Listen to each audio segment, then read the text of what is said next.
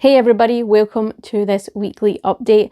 I'm going to be covering off the new Microsoft hardware announcements that we've seen. I'm going to be covering off some of the Azure news, and I've also got some news about the new Windows Server certifications that are coming out, so stay tuned. Hey everybody, welcome back to this weekly update. I really do appreciate you for tuning in.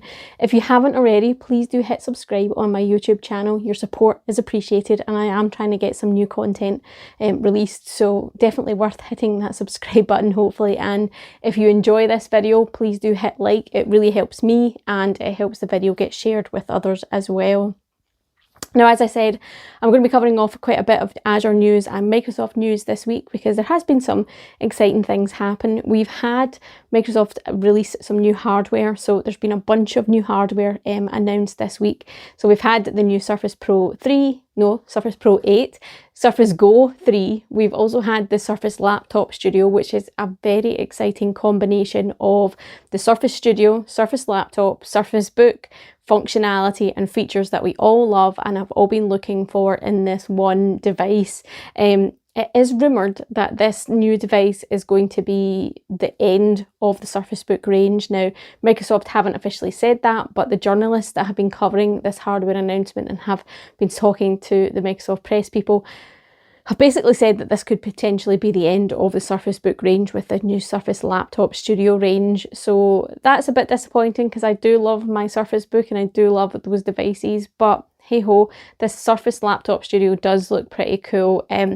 I don't think it's released here in the UK right now. I think in the US at least you can go and pre-order it with a pre-order date of October the 5th, I believe, is when the devices will be coming out. It's saying here in the UK that you can't even pre-order it, but it's coming early 2022. So there's no real price for the UK device, and I believe this is the same for a lot of European countries as well. Price seems a bit reasonable, very reasonable. To be honest, for the US market, I don't know if it'll be the exact same price. We will see it hitting in the UK. I haven't really played with the configurator tool to see how high you can actually make that price go. But yeah, it's definitely not as scary a price as I initially thought it might be, and completely out of a lot of people's ranges. So exciting to see that. I saw a lot of friends pre-order that on my Twitter feed the other day as well. So exciting to see, and exciting to see how everybody actually finds the device when it's out in the field. Now also, with the hardware announcement, Microsoft announced that they are launching an accessibility kit that will be able to be used with a lot of their hardware. So working in conjunction with people who have different abilities, they've designed this accessibility or adaptive kit, I think it's called, for a lot of the devices. So it will include things like keycap labels, dump labels, port indicators and device openers, just to make things a bit more accessible for everybody. And I've seen a lot of people share stories about how it will help them open the kickstand on the Surface Pros. So there's a wee device kind of operator or opener that you can stick, I believe, onto the back of the kickstand of the Surface Pro, and then it's got a more tactile and a bigger handle for you to be able to open that. So that's pretty cool.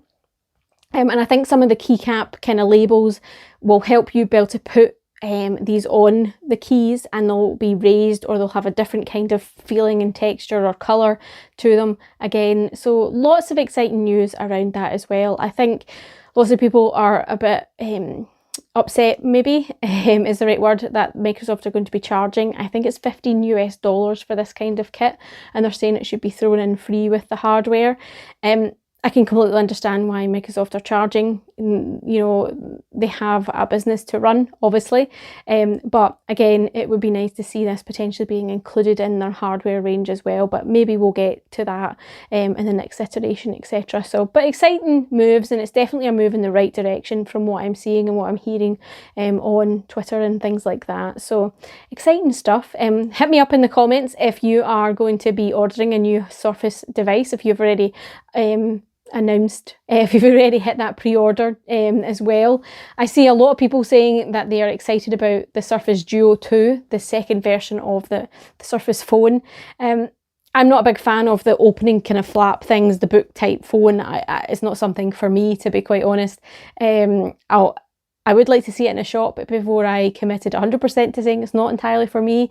I just don't think it's my use case. I don't think it's something I would use, to be quite honest. I try and spend even less time than I currently do on my phone, so I definitely wouldn't use all the productivity features on that new Surface phone as well. But let me know if you're going to be buying one of these Surface Duo phones or any of the other Surface hardware, because I'd love to hear your thoughts and yeah, be in touch with you around all of that as well. Now, in terms of the Azure news, there's two bits of news that I really want to cover off. First is that Azure Archive storage is now available in 3 regions. So that's Norway East, UAE North, and Germany, the West Central region in Germany. So good to see that archive storage there. I do use it myself for a lot of stuff. It's a cheaper way of storing things and having it potentially safer than just on your PC hard drive at home as well. So exciting to see new regions with this support for the archive storage as well. Now, something that's in preview, and I think is actually a pretty cool feature that a lot of people might not notice, is that you can now scope your Azure reservations to a management group and have the discount applied to the relevant resources inside that management group. Now, with your Azure reservations, you can get cheaper prices for a lot of the Azure features and Azure products. But I think a lot of people have said that it's really hard to manage or clunky, or it's a bit of an extra admin handle to be able to apply it to resources or just keep track of it. So it's exciting to see that this preview feature where you can apply that Azure resource, Azure reservation discount that you've bought to an Azure management group, and then have that discount applied to any of the resource that it applies to under that management group. So a bit less management from your point of view, and means that if you maybe delete a resource inside that management group that was using that reservation, then it will just automatically kind of roll over to the next one that you put into the management group. And again, you don't really necessarily have to track that or manage it. Now, this was announced last week, and it's a pretty big announcement, and one that my colleagues and my team have been working towards and excited to see actually go live or be announced and be coming live soon, is the new Windows Server hybrid certifications. So you've got AZ800 and AZ801 that are due to come out. Now, I believe the beta is going to be announced in December. So we've now got these 2 certificates, and AZ800 is going to be the Administrating Windows Server Hybrid Core Infrastructure exam. And you're going to have 801, which is Configuring Windows Server Hybrid Advanced Services. If you pass both of those exams, you will then get the Windows Server Hybrid Administrator Associate certificate. So that you'll get that badge and you'll be able to display that. It's pretty cool to see this. It's pretty cool to see the Windows Server exams kind of come back onto the curriculum. They've been missing for quite a while, but it's nice to see them also thinking towards the future and not just thinking about the on-prem technology. There is a large lot of people out there that are still using on-prem technology, still focusing on Windows Server, and will still be focusing on it for quite a while. But it's nice to see that using some of the Azure services in a hybrid mode where you have things on-prem and you have things in Azure is starting to be a thing that Microsoft are focusing on and helping people drive towards as well. So these are definitely exams that I'll be focusing on. I think they are coming out in December in beta, so they should be out before the end of the year. My colleague Oren Thomas has done amazing study guides, so if you want to get started right now, I'll hit a link in the description and you can head over to the study guides and start to actually study for this. Oren has been quite meticulous about making sure that there is a study guide for you to prep for this exam, because let's face it, exam prep takes a couple of months, couple of weeks, depending on your experience, depending on your time.